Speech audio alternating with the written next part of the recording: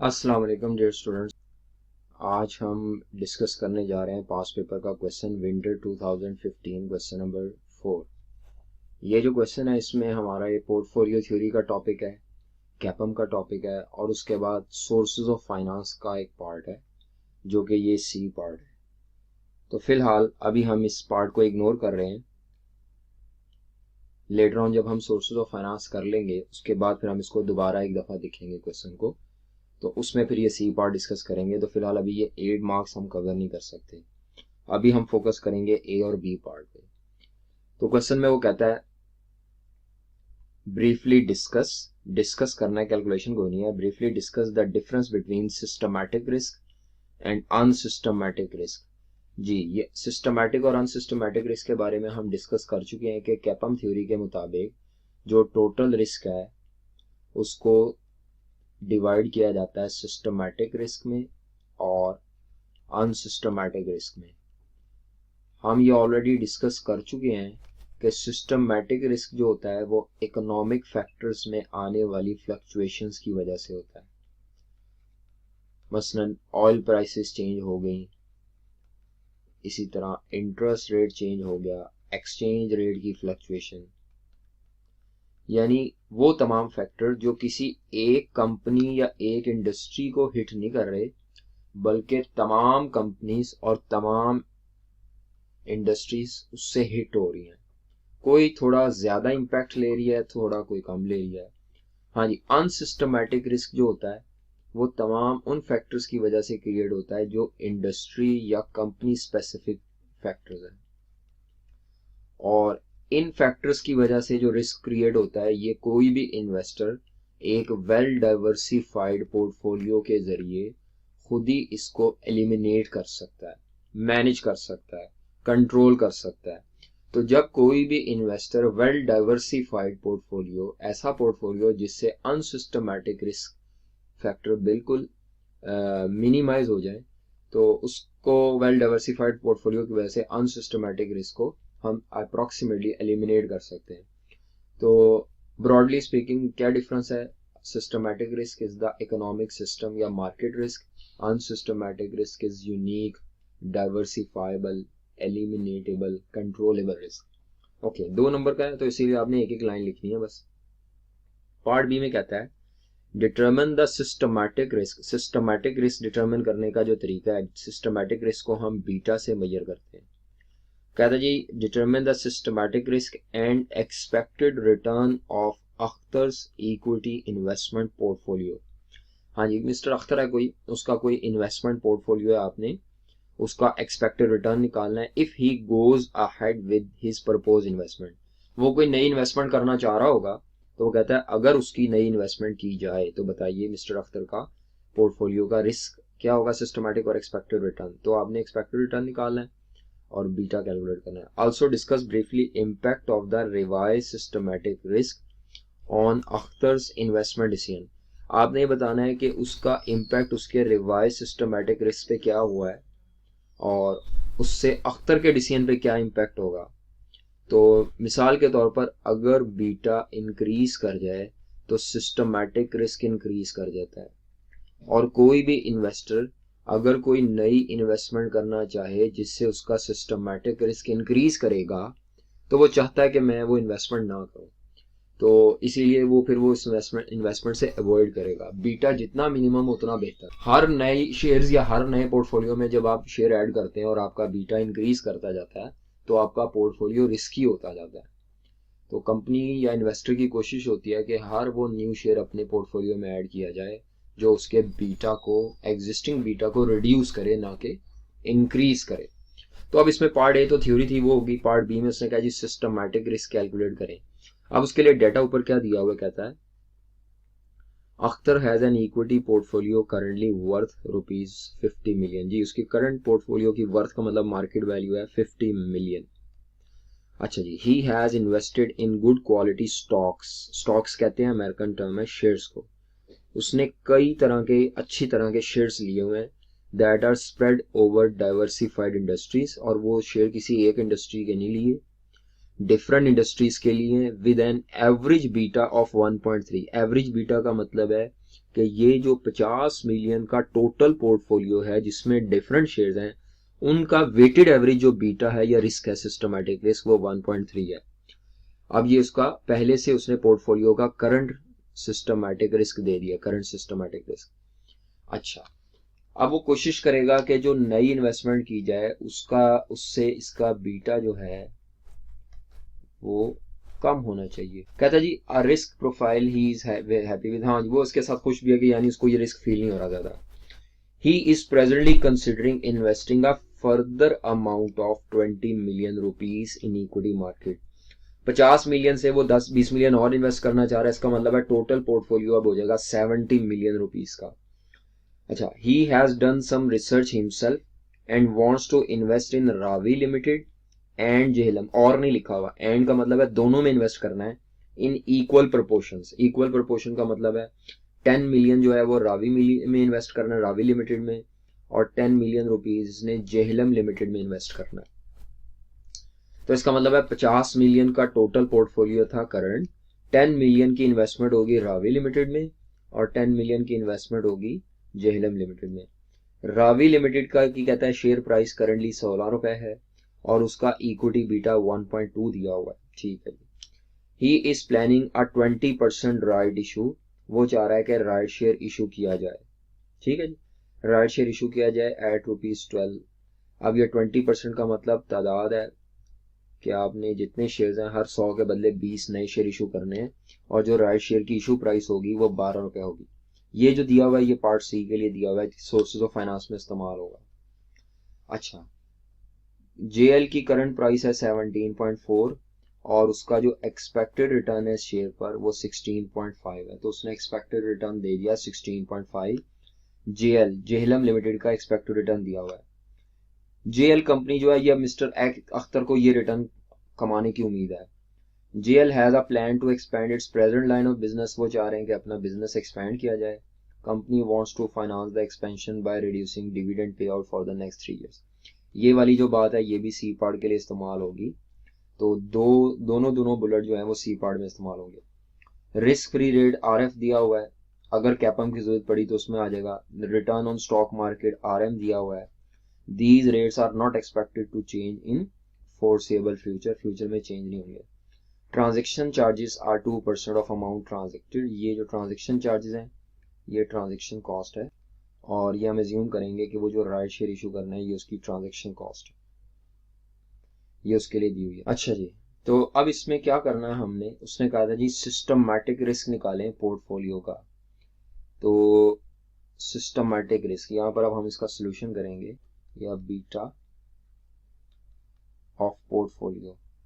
तो पोर्टफोलियो का बीटा जब कैलकुलेट करना होता है तो उसमें हम जो इन्वेस्टमेंट्स होती हैं उनको लेते हैं, इन्वेस्टमेंट्स, उनकी वैल्यू, मार्केट वैल्यू, ताकि उससे वेट निकाल सकें, इंडिविजुअल शेयर का बीटा और फिर वेटेड एवरेज। तो ये पोर्टफोलियो का बीटा आ जाता है और ये जो बीटा होता है ये सिस्टमैटिक रिस्क को इंडिकेट करता है। उसकी जो करंट पोर्टफोलियो था उसकी वैल्यू थी 50 मिलियन। 10 मिलियन वो रावी लिमिटेड में इन्वेस्ट करना चाहता है, 10 मिलियन, और जेहलम लिमिटेड में भी वो 10 मिलियन इन्वेस्ट करना चाहता है। इसका मतलब है टोटल पोर्टफोलियो हो जाएगा 70 मिलियन रुपीस। उसके बाद उसका करंट बीटा उसने दिया हुआ है 1.30, रावी लिमिटेड का बीटा उसने दिया हुआ है 1.20। हाँ, जेहलम लिमिटेड का बीटा उसने नहीं दिया हुआ, जेहलम लिमिटेड का बीटा उसने नहीं दिया, वो आपको वर्किंग करके निकालना पड़ेगा। लेकिन चले हम इसको उस वक्त तक करते हैं, 50 divided by 50 million divided by 70 million into 1.30,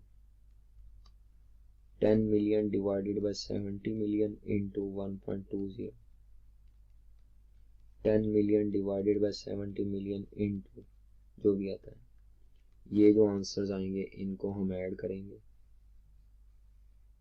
तो हमारे पास बीटा ऑफ या सिस्टमैटिक रिस्क आ जाएगा।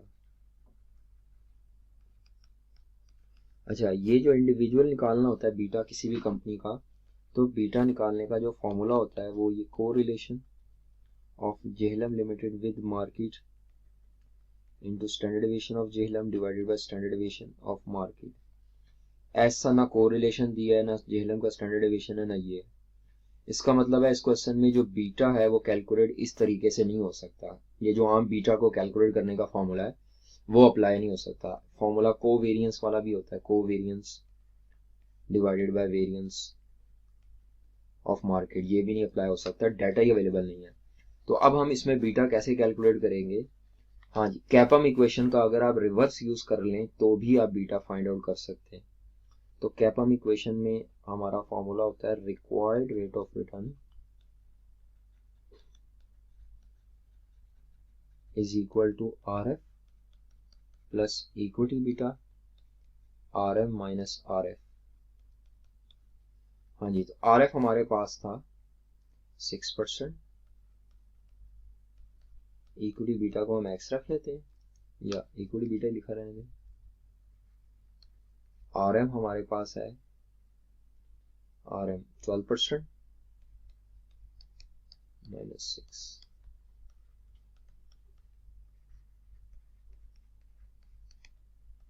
अच्छा, ये जो रिक्वायर्ड रेट ऑफ रिटर्न है जेहलम लिमिटेड का, ये नहीं given, required rate of return नहीं गिवन। जब भी रिक्वायर्ड रेट ऑफ रिटर्न नहीं गिवन तो कैपम से निकाल लेते हैं। इसी तरह एक्सपेक्टेड रेट ऑफ रिटर्न ना दिया हो तो वो हम डिविडेंड और उसकी प्राइसेस के इजाफे की वजह से निकाल लेते हैं। इस क्वेश्चन में उसने एक्सपेक्टेड रिटर्न दिया हुआ है 16.5%। तो हमने क्लास में ये एक अजम्पशन डिस्कस की थी कि अगर आपने रिवर्स कैलकुलेशन करनी हो तो रिवर्स कैलकुलेशन करने के लिए हम ये एज्यूम कर लेते होते हैं कई दफा कि भाई एक्सपेक्टेड रिटर्न ऑफ इन्वेस्टमेंट और रिक्वायर्ड रेट ऑफ रिटर्न बराबर हैं और इसमें कोई एबनॉर्मल रिटर्न्स नहीं है। यानी अल्फा वैल्यू 0 एज्यूम करके हम एक्सपेक्टेड को रिक्वायर्ड या रिक्वायर्ड को एक्सपेक्टेड की जगह इस्तेमाल करते हैं अगर हम रिवर्स कैलकुलेशन करना चाहते हैं। स्ट्रेट क्वेश्चन में नहीं ये करना, रिवर्स कैलकुलेशन वाला कोई भी क्वेश्चन होगा तो आप एक्सपेक्टेड रिटर्न को रिक्वायर्ड रिटर्न की जगह प्लेस कर सकते हैं और रिक्वायर्ड रेट ऑफ रिटर्न को एक्सपेक्टेड रेट ऑफ रिटर्न की जगह प्लेस कर सकते हैं। तो ये 16.5% हम यहाँ प्लग इन करें तो ये हमारे पास जो बीटा आ जाएगा 16.5% माइनस 6% इक्वल टू, तो 10.5 6% मल्टीप्लाई हो रहा था, यहाँ जाकर डिवाइड हो जाएगा तो इक्विटी बीटा का आंसर आ जाता है 1.75। ये हम ऊपर पुट कर देते हैं 1.75। तो अब ये जो सॉल्व करके हमारे पास आंसर आएंगे, ये आएगा 0.93, ये आएगा 0.17, ये आएगा 0.25। इन सबको ऐड जब हम करते हैं तो हमारे पास जो बीटा आएगा पोर्टफोलियो का 1.35। तो उसने पूछा हुआ था सिस्टमैटिक रिस्क जो है वो क्या है। अच्छा, अब उसके बाद उसने कहा है जी expected return of Akhtar equity investment. अब एक्सपेक्टेड रिटर्न जो है यहाँ पर, एक्सपेक्टेड रिटर्न के लिए आपके पास होना चाहिए डिविडेंड नहीं है, आपके पास होना चाहिए प्राइस का इंक्रीज नहीं है। तो ये आई कैप कई दफ़ा एक्सपेक्टेड और रिक्वायर्ड रिटर्न का मिस यूज कर लेता है। तो ये अब इसमें क्वेश्चन में थोड़ी वर्डिंग में मिस्टेक है, यहाँ पे उन्हें लिखना चाहिए था calculate required rate of return, क्योंकि रिस्क की बेस पर आप निकालेंगे, इसमें डाटा ही नहीं है वो। तो अब आप यहाँ पर एक्सपेक्टेड रिटर्न की जगह लिख लें रिक्वायर्ड रिटर्न, ये थोड़ी सी करेक्शन है इसमें। तो रिक्वायर्ड रेट ऑफ रिटर्न, क्योंकि अगर एक्सपेक्टेड रिटर्न निकालना होता तो हमें डिविडेंड या प्राइस का इंक्रीज या कुछ इस तरह का रिटर्न का डेटा दिया होता। तो रिक्वायर्ड रेट ऑफ रिटर्न कैसे आएगा रिवाइज पोर्टफोलियो का, R F plus equity beta R M minus R F 1.75, R M था 12 माइनस 6, ये आंसर आ जाएगा मेरा ख्याल है required rate of return equal to 14.10%। और ये जो रिक्वायर्ड रेट ऑफ रिटर्न है इसी को हम कह देंगे एक्सपेक्टेड रेट ऑफ रिटर्न। मजबूरी है, डाटा ही नहीं है, नहीं तो वैसे एक्सपेक्टेड रिटर्न निकालने का फॉर्मूला होता है expected return of portfolio is equal to weight of current portfolio into return of current portfolio plus weight of Ravi limited into return of Ravi limited plus weight of Jhelum limited into return of Jhelum limited. लेकिन इसमें ये data ही कोई नहीं है तो इसीलिए ये इस्तेमाल नहीं हो सकता। वेट तो है लेकिन रिटर्न सबके नहीं है, एक के हैं।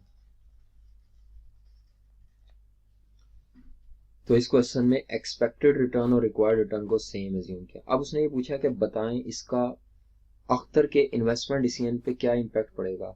साफ सी बात है, जो अख्तर है उसकी जो इन्वेस्टमेंट पुराना करंट पोर्टफोलियो था वहां पे जो उसका बीटा था वो था 1.30 और जो रिवाइज पोर्टफोलियो उसका बीटा है 1.75। तो वो तो फिर अपने करंट पोर्टफोलियो से मुतमईन होगा क्योंकि उस पर रिस्क कम है। जैसे ही वो रिवाइज पोर्टफोलियो में नए स्टॉक्स लेता है, नए शेयर्स लेता है, तो उसका बीटा बढ़ रहा है। बीटा बढ़ने का मतलब है उसका सिस्टमैटिक रिस्क बढ़ रहा है और सिस्टमैटिक रिस्क का बढ़ने का मतलब रिक्वायर्ड रेट ऑफ रिटर्न वो बढ़ाएगा, लेकिन पता नहीं अब एक्सपेक्टेड रिटर्न उतना आता है कि नहीं आता। तो हर इन्वेस्टर की कोशिश होती है कि मुझे कम से कम सिस्टमैटिक रिस्क फेस करना पड़े। तो आप यहाँ पे ये लिखेंगे कि mister Akhtar would be reluctant to build this portfolio because of increase in the systematic risk या increase in the beta। तो वो नहीं चाहेगा कि ये मैं पोर्टफोलियो क्रिएट करूं क्योंकि उससे उसका बीटा या रिस्क इंक्रीज कर रहा है।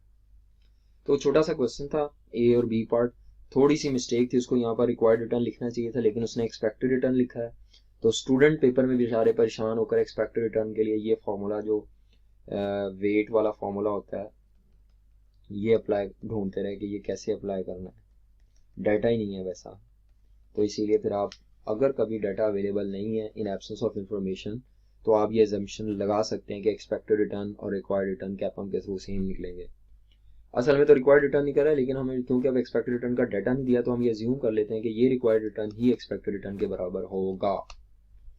यहाँ पे हमारा क्वेश्चन कंप्लीट होता है, पार्ट ए बी जो कि पोर्टफोलियो थ्योरी से रिलेटेड है। अपने लेक्चरर अब्दुल अजीम को इजाज़त दीजिए। अल्लाह हाफिज़।